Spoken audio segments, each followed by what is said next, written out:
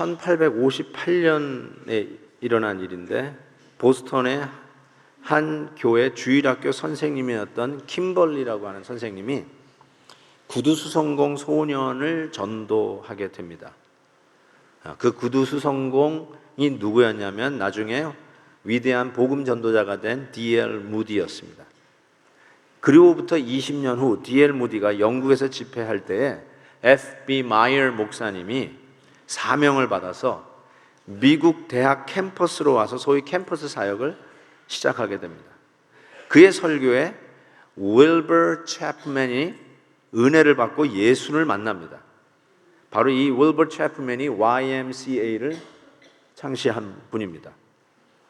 그 YMCA를 시작하면서 빌리 선데이라고 하는 이전의 야구 선수죠. 빌리 선데이와 같이 복음 사역을 하게 되면서 노스캐롤라이나 샬롯에서 부흥회를 하는데, 그때 비즈니스맨들 한 30명 정도가 헌신하고 기도 운동에 동참하게 됩니다.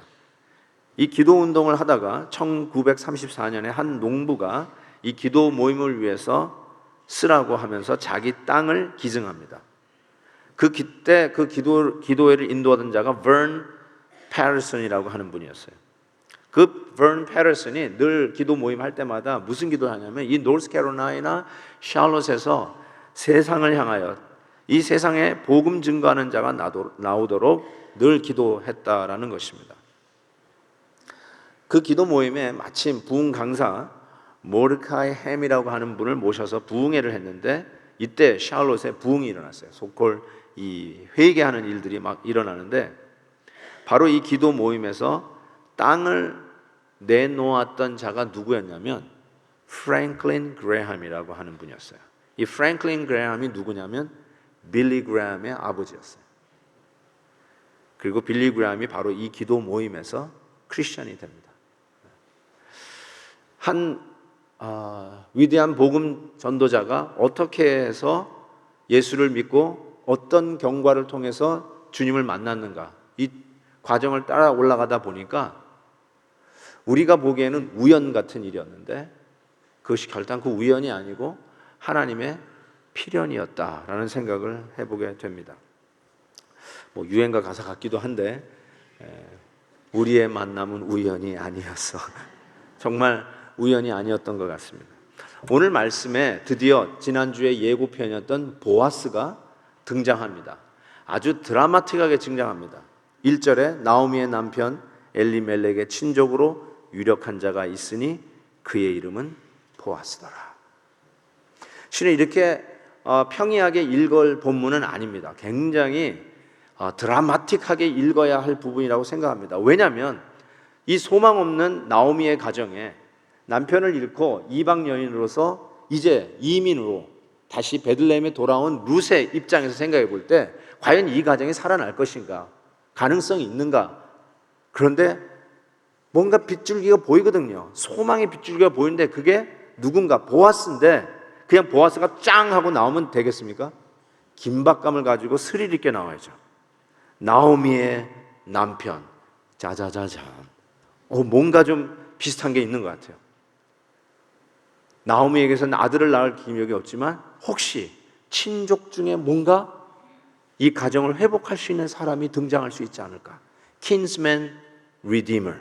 영어로는 이렇게 표현하는데, 이 계대 결혼에서 이 가정을 회복할 가장 가까운 친족은 없는가라고 하는 그 이상 야릇한 소망의 빗줄과 비우더니 아니나 다를까 나오미 남편의 가정에 뭔가 머무르더니 유력한 자, a man of standing, man of well respected, man of influential, man of wealth, 정말 가능성이 있고 도와줄 수 있고 능력이 있는 그 자가 등장합니다.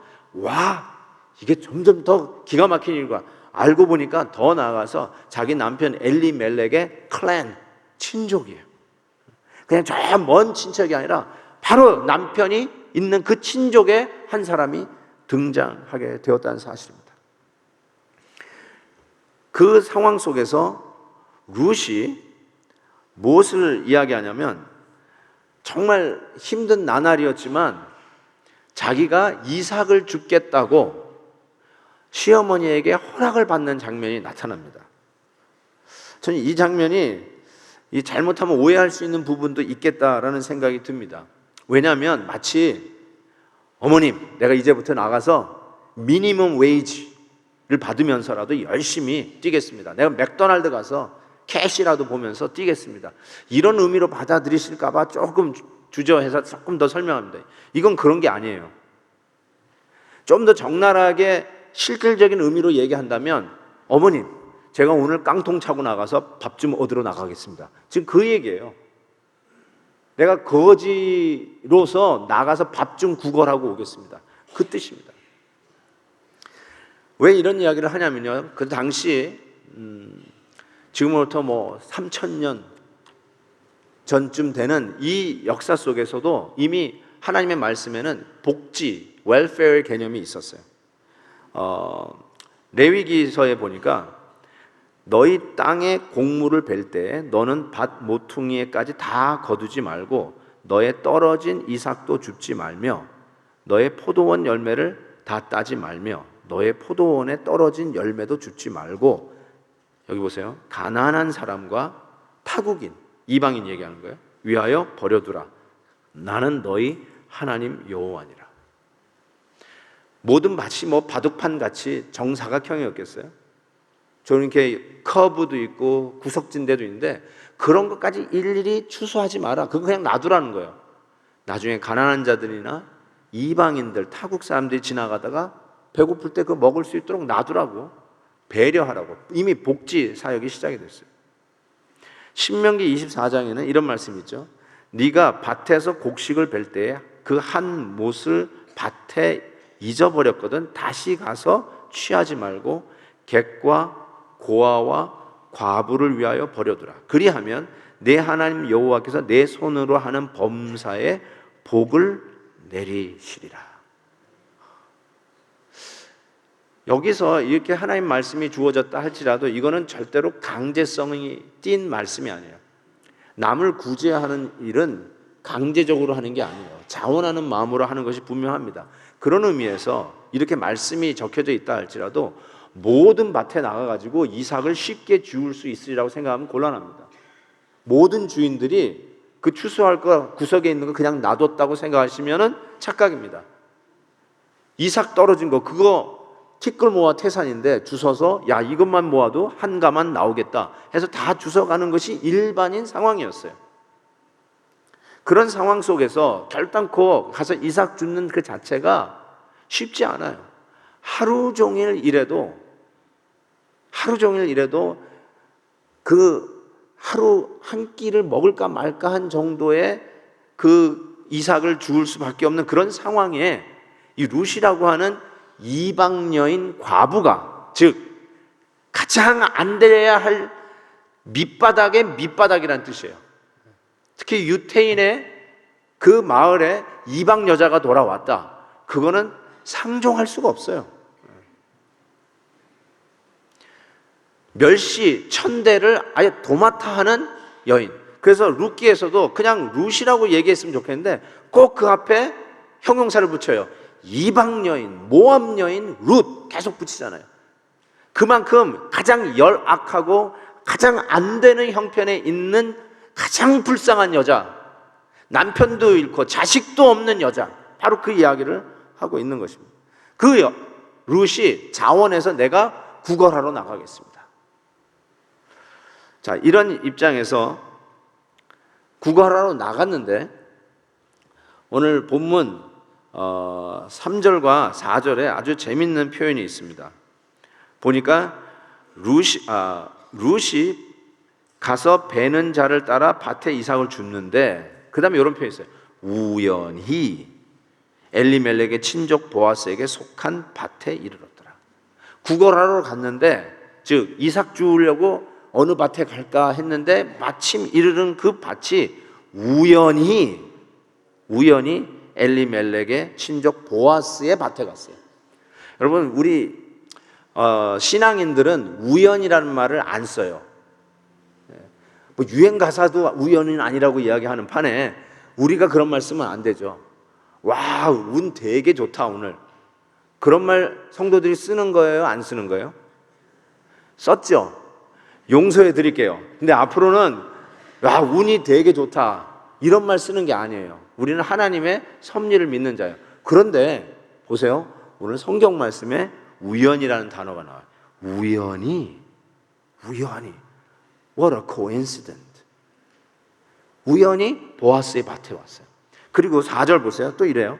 마침 as it happens, as it turned out to be, as it happens, 마침 보아스가 베들레헴에 와서 자기 밭을 참관하는 그때에 우연히 그 수많은 밭들 중에 룻이 또 해필 보아스의 밭에 와서 이삭 죽기를 했다라고 하는 거예요. 여기에 아주 중요한 의미가 있어요. 세상적인 그 관점에서 일어나는 일들이 전부 다 우연 같아요. 그 수많은 밭에 해필 보아스의 밭에, 그리고 그 보아스의 밭에서 이삭을 줍는 행위를 할 때 해필 보아스가 또 참관 나왔을 때, 보아스가 자기 밭에 한번 나와서 볼 때 딱 만나게 되었다라는 사실이에요. 저는 이 룻기에서 이와 같이 저자가 쓴 이유는 우리의 생각에 우연같이 보여도 그 뒤에서 배후에서 작업하시는 이는 하나님임을 상대적으로 드라마틱하게 보여주는 문화 기교적 표현이라고 생각해요. 굉장히 중요한 말입니다. 여러분이 이 자리에서 함께 예배 드리는 것, 설사 옆에 앉아있는 분이 낯선 사람이라 할지라도 그 사람과 함께 앉아서 예배 드리는 것, 이게 우연 같습니까? 그 수많은 사람들 중에 하필 이 남자를 만나서 결혼하고, 이민올 수많은 이 큰 미국 땅덩어리에서 하필 이 남가주에 오고, 또 수많은 교회가 있는데 이 베델 교회에서 함께 예배를 드리고 있는 이것이 우연 같습니까? 여러분이 지금 하고 있는 그 일, 직업이 무엇인지 간에 그 일을 하는 것이 우연히 by accident 그렇게 그 일을 한다고 생각하십니까?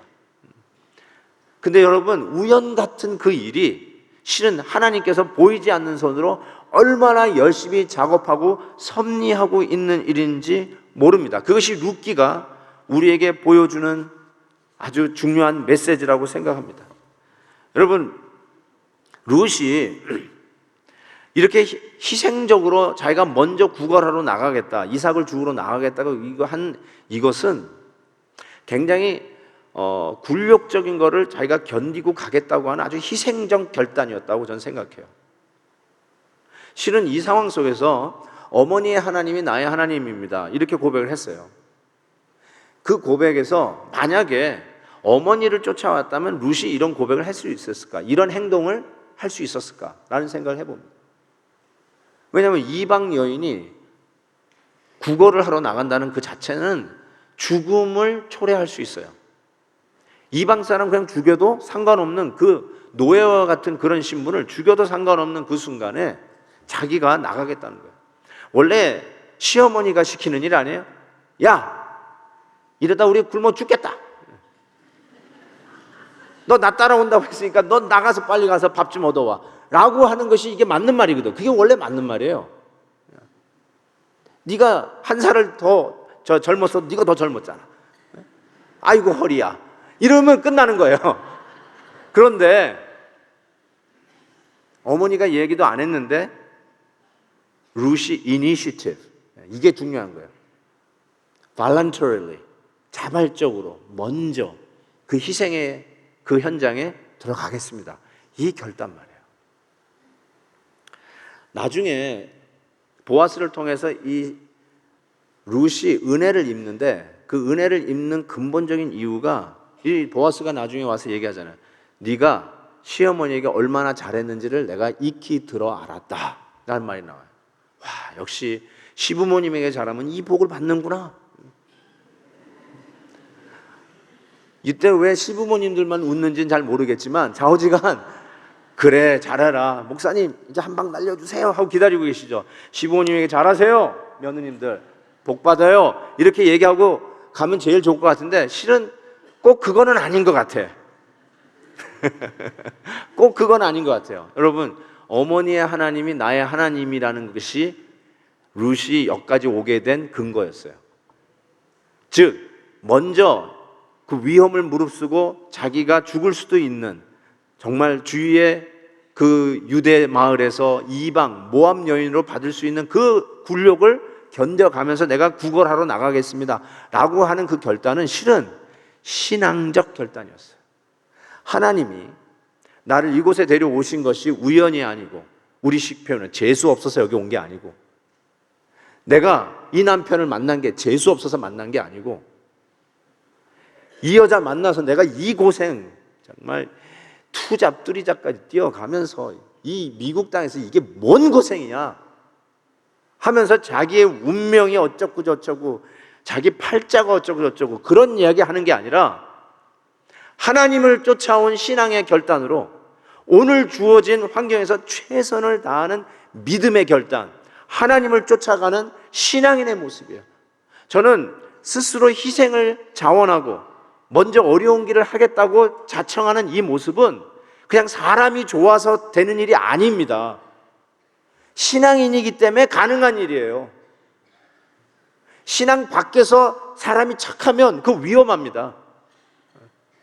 자기 우상화에 빠질 수가 있어요. 나는 이렇게 괜찮은 사람이라고 아주 엄청난 함정에 빠질 수 있어요. 저는 정말로 희생적이고 그러면서도 겸손하고 그러면서도 남을 배려할 수 있는 이 결단은 신앙 안에서만 가능해요. 어머니의 하나님이 곧 나의 하나님입니다. 당신이 믿는 하나님에 대한 컨빅션 때문에 따라가고 있는, 그리고 희생을 자초하는 룻의 모습을 보게 됩니다. 잠언 16장 9절에 이 말씀이 있어요. 사람이 마음으로 자기의 길을 계획할지라도 그 걸음을 인도하시는 자는 여호와시니라. 정말 여러분 이걸 믿습니까? 우연히 만나서 일을 하는 것 같고 사업도 시작한 것 같고 우연히 이 남자 이 여자 만나가지고 결혼해가지고 애 낳고 사는 것 같은데, 그 걸음을 인도하신 이가 하나님이라고 지금 분명하게 밝히고 있습니다. 저는 그 마태복음 15장에 보면 가나안 여인이 예수님에게 은혜를 구하잖아요. 근데 예수님께서 희한한 말을 했어요. 참 어려운 난제 본문이기도 한데, 이 개한테 이런 거 안 준다 딱 그랬잖아요. 이방 여인을 개라고 부르시는 예수님, 이게 뭔가 깜짝 놀랐죠. 그런데 그 여인이 믿음의 답을 합니다. 꼭 룻에 자기가 이삭 죽겠다고 나가는 모습과 아주 비슷해요. 그 개도 주인 상에서 떨어진 빵 부스러기를 먹습니다. 꼭 그거 같아요. 신앙의 결단 속에서 은혜의 자리에 나아가는 것. 디모데 후서에서 이런 표현을 썼어요. 이를 위하여 내가 또 이 고난을 받되, 어려운 길을 간 거예요. 그런데 보세요. 부끄러워하지 아니함은, 내가 굴욕스러운 현장으로 간다 할지라도 내가 부끄러워하지 아니함은 나의 의뢰한 자를 내가 알고 또한 나의 의탁한 것을 그날까지 저가 능히 지키실 줄 확신합니다. 신앙인은 이런 거예요. 어려운 길을 왜 가고 그 길이 어렵고 굴욕스러운 현장이 있더라도 내가 그것을 굴욕스럽게, 아니 부끄럽게 생각하지 아니함은, 하나님이 나에게 주어진 이 기회를 최선을 다할 때 하나님은 분명히 하나님의 일을 이루시는 섭리의 하나님인 걸 믿기 때문에 그렇다고 고백합니다. 우연 같으세요? 아니요, 하나님의 섭리입니다. 어떤 분이 우연을 이렇게 정의를 했어요. 너무 멋있어서 여러분에게 가르쳐 드립니다. 우연은 하나님이 익명으로 행하기를 원하시는 작은 기적이다. What's the coincidence? It's a miracle, small miracle, where God prefers to remain anonymous. 너무 괜찮죠? 네? 우연이라고요? 운명의 장난이라고요? 재수가 없다고요? 운이 좋았다고요? No. 하나님의 섭리요, 하나님의 기적이에요. 그래서 성도들은 어떤 상황이 있든지 최선을 다하고 이 작은 순간도 하나님이 모든 것을 합력하여 당신의 선을 이루시는 일로 충분히 선용 활용할 수 있다는 걸 믿고 오늘도 믿음의 길을 가는 겁니다. 이때 보아스라고 하는 이 멋진 젠틀맨이 등장합니다. 보아스가 하는 행동을 제가 좀 이렇게 나누어 봤는데요. 보아스가 자기의 밭에 나와서 일하는 일꾼들을 이렇게 보기 위해서 나왔어요. 딱 보면서 첫 마디가 The Lord be with you. 여호와께서 너희와 함께 하시기를 하면서 인사를 합니다. 제가 왜 이거를 이렇게 좀 분명하게 한 캐러고리를 잡았냐면 사람의 인격이 실은 인사하는데도 드러나요. 근데 이 인사가 우리가 늘 하는 말, 우리 안녕하세요 하는 말, 너무 형식화될 때는 정말로 저 사람의 안녕에 대해서 관심이 없는데도 안녕하세요가 입으로 나올 수가 있어요. 여러분, 유대인들의 인사는 샬롬이에요. 샬롬 아시죠? 샬롬, peace. 근데 여기 샬롬이 아니라 The Lord be with you. 하나님이 당신과 함께 하기를 원한다. 다른 인사예요. 그러니까 늘 하는 인사는 의미가 없어요. 어떨 때는 별로 관심이 없어요. 엘리베이터에서 만난 사람끼리 하는 인사 뭔지 아시죠? Hi. Hi. 난 어떤 사람이 엘리베이터에서 저를 만났는데 How are you? 그러더라고요. 그래서 제가 그랬어요. Do you really want to know how I'm doing? 이래가 이랬죠. 아니 엘리베이터에서 만난 낯선 사람이 How are you? 그래가지고 정말 내가 어떻게 사는지 관심이 많아요? 오늘 내 기분이 어떤지 듣고 싶으세요? 내가 어디로 가는지, 내가 왜 이 엘리베이터를 타는지 알기를 원하세요?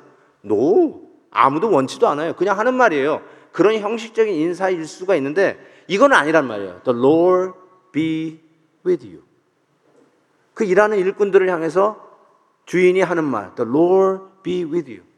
여러분, 우리가 안녕하세요는 어쩌면 형식상으로 할 수도 있지만 우리 성도들이 하는 말, 형제님 할렐루야, 주 안에서 승리하십시다.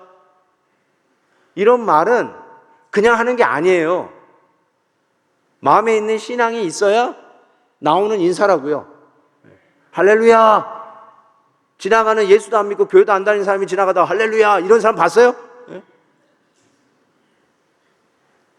신앙이 있는 사람만 하는 인사들이 있잖아요. 저는 이 보아스의 그 인사말에서도 그의 믿음 있는 자인 것을 확인하게 됩니다. 말 한마디에도 믿음이 묻어나와야 돼요. 두 번째는요, 그 일하는 사람 딱 보는데 거기서 처음 일하는 한 여자를 보게 된 거예요. 그러면서 이는 누구의 여자냐 하고 처음 있는 사람을 딱 알아보는 안목이 있었어요. 어떤 분은 보아스가 여자를 밝히는구나. 그러니까 이렇게 여자가 있는 걸 알지. 딱 그런 얘기를 하는데 그거는 지 마음대로 한 거예요. 지 마음에 있는 그대로 얘기해요. 자기가 그러니까 보아스도 그러는 줄 알고 있는데 그게 아니에요, 여러분. 처음 오는 성도를 딱 알아볼 수 있는 목사. 지난번에 어떤 성도님하고 인사하는데 좀 우리 성도님들 약간 좀 짓궂은 데가 있어요. 목사님 제 이름 아세요? 아유 죄송합니다. 최근에 오셨나 봐요. 아니요 10년 됐어요. 그러는데 제가 뭐라고 할 말이 없더라고요. 저는 잘 몰라요 그거를. 아직도 참 죄송합니다. 계속 제가 픽업하고 있고요. 하다못해 가운데 좀 나오시면 제가 얼굴이라도 좀 뵙겠다고 했는데도 그냥 자꾸 저 멀리로 지나가시는 분이 있어가지고 제가 얼굴 익히려고 애를 씁니다. anyway, 여러분, 관심이 없으면요 마음이 따뜻하지 못하면 처음 온 사람 잘 못 알아봐요. 근데 모처럼 방문한 보아스는 일꾼도 아니라 뒤에서 이삭을 줍는 그 거지 같은 한 여인을 딱 알아봐요.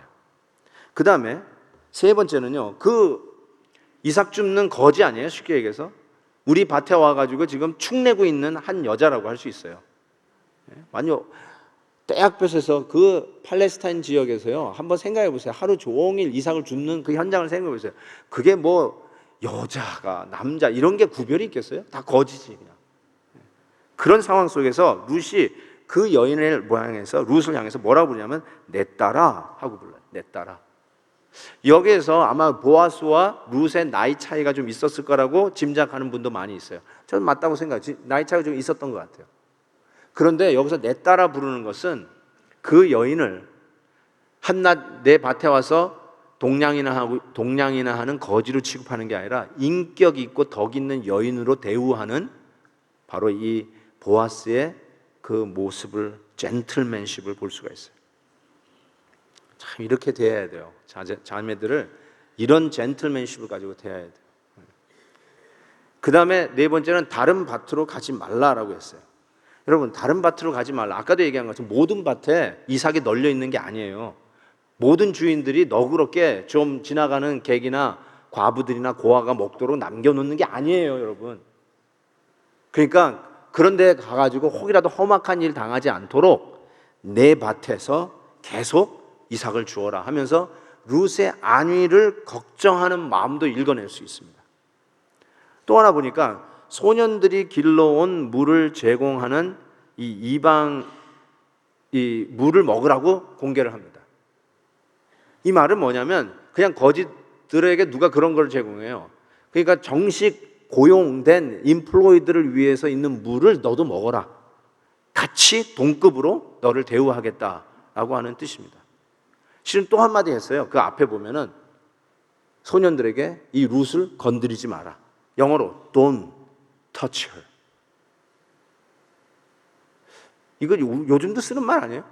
너 그 여자 건드리면 죽어. 이런 말 우리 요즘도 쓰죠? 그거 보아스가 한 말이에요.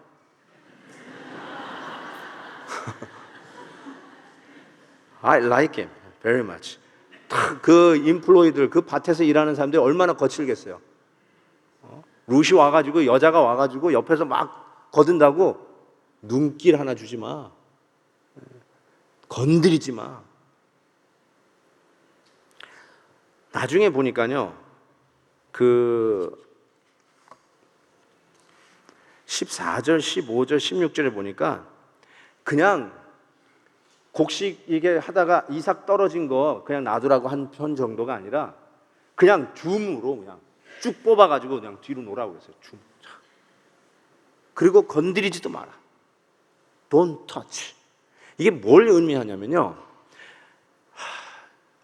저는 이런 부분이 더 확실하게 보아스의 신앙 인격으로 와닿아요. 왜 이렇게 와닿냐면 이삭 줍는 거지의 인격과 자존심을 배려하고 있어요. 여러분 그렇게 안 느끼세요? 여러분, 교회가 가장 은혜롭고 왕성할 때 첫 시험이 구제의 일로 시험 들었던 거 아시죠? 헬라파와 히브리파 과부들에게 왜 공계가 이게 불균형하냐? 좋은 일 가지고 교회가 싸워요. 사탄은 절대로 극명정대하게 악한 일과 선한 일로 싸우게 교회를 분란 가운데 이끌지 않아요. 사탄이요, 그렇게 IQ가 나쁘지 않아요. 좋은 일로 싸우게 만들고요, 선한 일로 교회가 깨어지게 만드는 거예요. 구제 일로 이 예루살렘 초대교회가 제일 먼저 큰 어려움을 겪었다는 사실을 좀 기억 좀 하세요. 그래서 내가 하는 일이 옳은 일인데 왜 이렇게 야단이냐, 제발 이런 소리 하지 마세요. 그래서 항상 배려해야 되는데 뭘 배려하냐면 구제가 왜요? 받는 사람의 자존심을 생각하지 않기 때문에 그래요. 여러분 한번 생각해보세요. 죽고 있는 사람을 이러고 본다고 생각해보세요. 죽는데 그게 안 보일 것 같습니까? 나를 쳐다보고 있는 사람들의 시선이 안 느껴질 것 같습니까? Don't touch her. 보지도 말란 말이에요. 그냥 쭉 빼놓고 그냥 가란 말이에요. 죽는 사람의 자존심도 배려 좀 하라는 거예요. 이거를 생각할 줄 아는 젠틀맨이 보아스였어요. 이 말의 배려를 생각해 보세요. 그냥 뚝뚝뚝뚝 정이 넘치고 사랑과 깊은 마음이 느껴지는 이 표현들 보세요. 나는 룻이 이미 여기서 보아스에게 반했을 것 같아요. 여러분, 왜 아내들이 딴 데로 눈길을 돌리느냐면 집안에서 남자들이 아무 얘기도 안 해주다가 밖에 나갔을 때 제비들이 얼마나 말을 잘해요.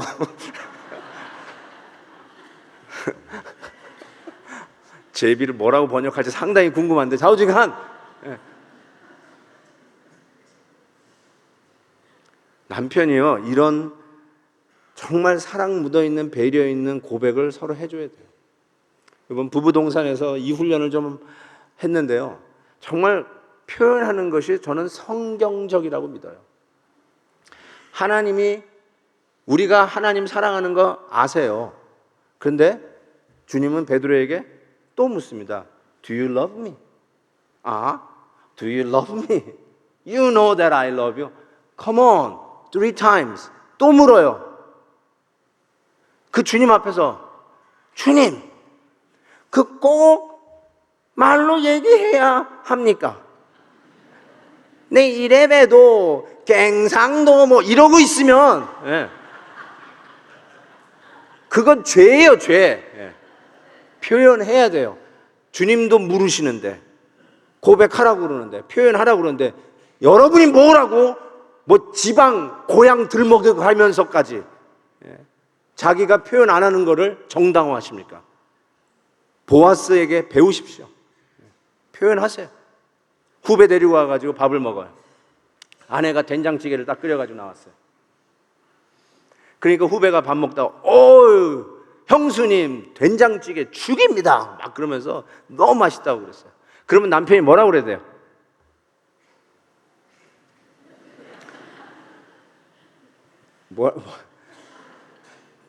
Shut up!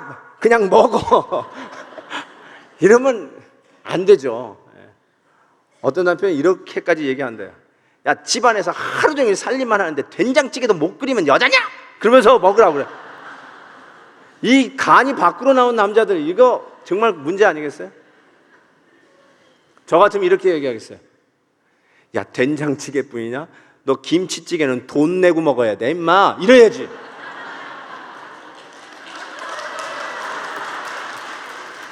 그러면 아내가 물 가지고 나오다가 김치찌개? 그 일주일 동안 김치찌개를 먹어야 하는 부작용은 있지만 그래도 이렇게 얘기해야 되는 거예요. 아내의 마음을 배려해야 돼요. 형수님 오늘 예쁘시네요. 정말 화장빨이 잘 받으시네요.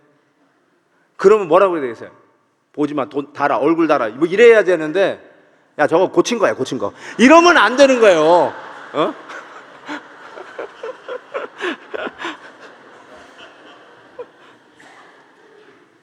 어떤 그 강의를 듣다가 보니까 이런 얘기 있더라고요. 그 여자분들에게 물은 거예요. 남편이 언제 제일 섹시한가? 언제 제일 매력이 있는가? 걔가 설문조사를 했는데 1등이 뭔지 아세요?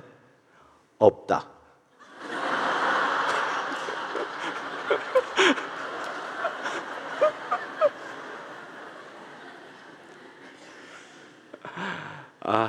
정말 우리 베델 남성들이 회개하고 좀 표현 좀 하고 사십시다. 한 중년 남자에게 이제 오늘이 천국 가는 마지막 날이라면 천국 갈 때 딱 한 가지 들고 갈 수 있는 게 있다면 뭘 들고 가겠냐고. 그랬더니 이 남자가 하는 말이, 나는 꽃다발을 들고 가겠다고. 꽃을 좋아하시나 봐요. 그랬더니 뭐라고 그러는지 아세요? 아니요, 오랜만에 우리 아내에게 꽃다발 좀 선물로 주려고요. 이런 남자하고 살고 싶지 않아요? 네? 우리 장로님 꽃다발 들고 가실 거죠? 네. 권사님한테 꽃 선물 많이 하셨어요? 저는 이 보아스의 이런 마음의 배려, 따뜻한 표현력, 건드리지 마, 이 말도 너무 멋있고, 쑥쑥 빼서 내놔라 하는 것도 멋있고, 딴 밭에 가지 말고 우리 밭에서 계속 이삭 주우라고 하는 것도 너무 고맙고, 나중에 보니까 같은 일꾼들과 같은 한 상에서 먹도록 배려하는 모습을, 일로 올라와서 같이 밥 먹자고, 그런 모습도 너무너무 좋고요. 특별히 뭐라고 12절에 얘기하냐면, 여호와께서 네게 행한 일에 보답하시기를 원하며 이스라엘의 하나님 여호와께서 그의 날개 아래에서 보호를 받으러 온 내게 온전한 상 주시기를 원하면서 축복하고 있잖아요. 그때 이 룻이 그 은혜에 너무 감격해서 내 주여 13절에 당신께 은혜 입기를 원하나이다. 룻의 고백도 따라 나와. 이 자매들의 고백도 따라 나와. 여기서 은혜의 날개로 너를 덮어주기를 원한다 라고 하는 보아스의 기도에 룻이 네 덮어주세요, 저는 그 은혜의 날개 아래 밑으로 들어가겠습니다 라고 하는 표현을 씁니다. 이 표현은 실은 문자 그대로의 표현 그 이상이에요. 그 얘기는 다음 주에 나옵니다. 이거 정말로 레이리를 R 설교가 나올 것 같아요.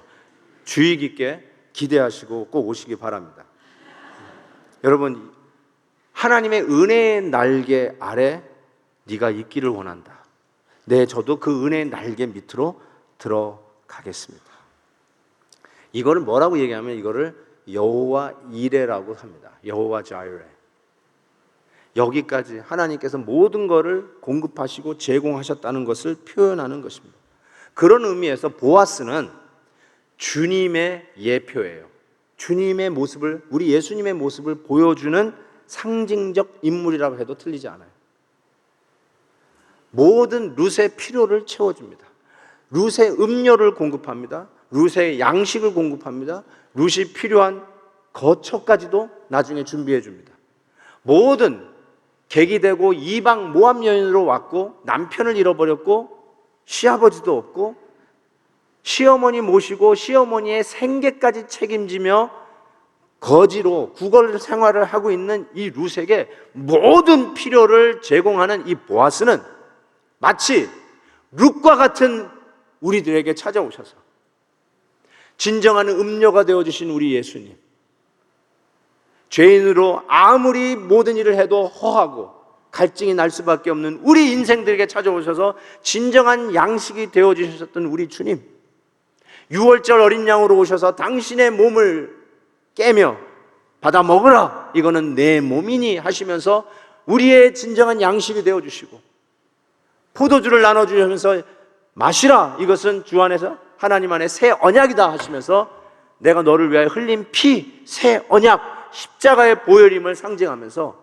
우리의 모든 필요를 공급하시는 우리 예수 그리스도의 모습이 바로 이 보아스를 통해서 표출되고 있다는 사실입니다. 우리의 삶이 그냥 랜덤으로 왔다가 랜덤으로 떠나가는 인생 같고, 이름 없는 우연히 누구누구의 아들 혹은 딸로 태어났다가 그냥 한 줌의 흙으로 땅으로 들어가는 것 같지만, 우리의 인생은 하나님의 섭리와 계획 속에 그 걸음을 인도하시는 하나님 앞에서 그분이 우리의 필요와 모든 필요한 것을 공급하시는 은혜 속에 살아가는 존재라는 것을 분명하게 가르쳐 줍니다.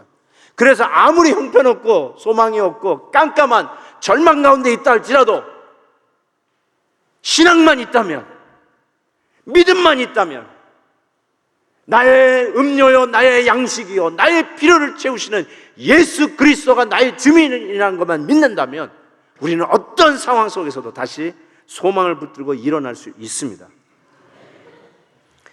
일본 스쿠바 대학의 시마다 아스시라고 하는 교수님, 디자인 학과 교수님인데, 그분이 디자인을 공부하는 사람들을 위하여라고 하는 책자에 이런 말을 했어요. 우리는 어디에서 왔는가, 지금 어디에 서 있는가, 그리고 우리는 어디를 향해 가고 있는가를 생각하지 않으면 안 됩니다. 이것이 바로 디자인의 기본입니다. 난 디자인 잘 모르지만요, 여기 디자인 전공한 분도 계시겠죠? 그런데 우리가 어디에서 와서 어디에 서 있고 지금 우리는 어디를 향해 가고 있는가, 이거 모르면 디자인도 안 돼요. 인테리어 디자인, 건축 디자인도 안 된대요. 얼마나 호소력이 있어요. 하물며 우리가 우연히 왔다가 우연히 한 줌의 흙으로 사라져가는 그런 일장춘몽의 인생을 살아가는 자들이 아니라, 하나님으로부터 와서 하나님이 우리의 배후 속에서 우연 같은 일이지만 하나님의 선을 합력하여 이루게 하시고, 그리고 하나님이 정해진 방향으로 걸어가고 있는 섭리의 인생이라는 걸 깨달을 때 우리의 삶은 엄청난 하나님의 디자인 속에 살아가는 존재들이 될 것을 믿습니다. 예수 그리스도가 우리의 모든 것이요 우리의 양식이요 음료인 것을 믿고 그분이 우리를 인도하시는 분이라는 것을 믿는다면 아무리 헝클어진 것 같은 차이니즈 카펫 같다 할지라도 그 뒷면에 작품을 수놓아 가시는 하나님의 섭리를 믿고 담대히 믿음의 길을 가시는 저와 여러분 되시길 주의 이름으로 축복합니다. 기도하겠습니다. 오늘 말씀을 좀 생각하면서요, 한 가정을 회복하기 위해서 여러 가지 교훈을 하나님 주시는 것 같습니다. 믿음이 중요합니다. 믿음의 결단이 중요해요. 믿음은 포기하시면 안 돼요. 그리고 표현의 은혜가 얼마나 중요한가 생각해 봤습니다. 표현하세요. 감사하다고 하세요. 우연이 아니라 하나님의 섭리가 있다는 걸 믿고 appreciate 하세요. 그리고 신앙의 결단으로 어려운 일이든 먼저 하세요. 양보도 먼저 하시고 배려도 하시고 말 한마디도 신앙인답게 하십시오. 부부 사이에 소통도 신앙인답게 하십시오. 그냥 당연히 있는 옆에 있는 존재라고 생각하지 마시고 너무 고마워서 하루하루 보기에도 아까운 존재로 생각하시고 그 마음을 표현해 보세요. 오늘부터요. 가정 회복을 위해서 첫 단계 표현을 하세요. 그때 틀림없이 보아스와 룻의 삶이 어떻게 전개될까를 우리가 기대한다면 여러분의 가정을 향한 하나님의 놀라운 기대가 새로운 용솟음치는 소망이 있을 것을 믿습니다. 우리 잠시 한번 말씀에 반응하는 기도를 하나님 앞에 올려드리겠습니다. 기도하십시다. 오 하나님 아버지, 정말로 감사합니다. 우연 같은 일이지만 우연이 아니라 우리 하나님의 섭리와 계획 속에 만나고 또 그 일들이 이루어지고 있는 것을 보며 감사를 드립니다. 하나님의 섭리를 믿습니다. 역사하시는 하나님의 놀라운 은혜를 믿습니다. 주여 도와주시옵시고 주님의 귀한 역사들에 동참하며 하나님의 뜻을 이루어가는 자들 되게 해 주옵소서. 힘들고 어려운 상황에 있는 가정들이 있습니다. 하나님이 우리의 음료요 하나님이 우리의 양식임을 믿습니다. 채워주시옵시고 우리가 어디서 하나님께로 와서 하나님께로 돌아가는 인생일진데 우리의 삶의 새로운 디자인을 펼쳐가는 놀라운 소망이 있게 해 주옵소서. 예수님의 이름으로 기도하옵나이다. 아멘.